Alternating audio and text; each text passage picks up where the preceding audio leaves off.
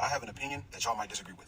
I feel like people need to raise their sons the same way they raise their daughters. And I'm not talking about the sassy way. I'm talking about with the stuff y'all let them do, like the curfews, right? A boy might have a later curfew than a girl, or you might let your son bring a girlfriend over, but you won't let your daughter bring her boyfriend over. I don't think that's an unpopular opinion at all, at least not in my household. I raised my kids, both of them, my 21-year-old and my 18-year-old, with about the same rules and standards.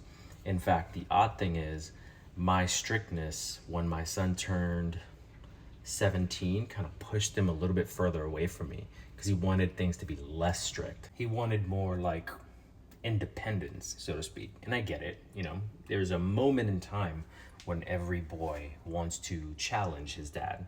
That's essentially what he did. But I still love my son. Hell, right before making this video, I was texting him back and forth because he's out in Texas, hanging out with some friends. My daughter, she's now 18, and she was held under the same rules. Now, she'll disagree slightly, but really they were the same rules.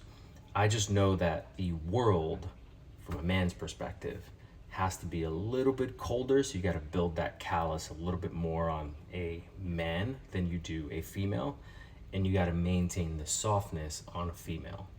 That's my perspective. Now I also have 2 younger daughters, and their curfews will be the same. They'll have to be home at a certain time.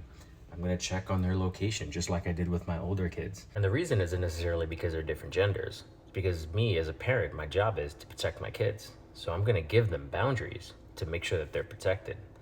Why should I expose them to something earlier than necessary, regardless of whether or not their gender is safer or unsafer in any particular environment? Example, my daughter rolls around with a bottle of mace, a thing that makes really loud noises, and a taser.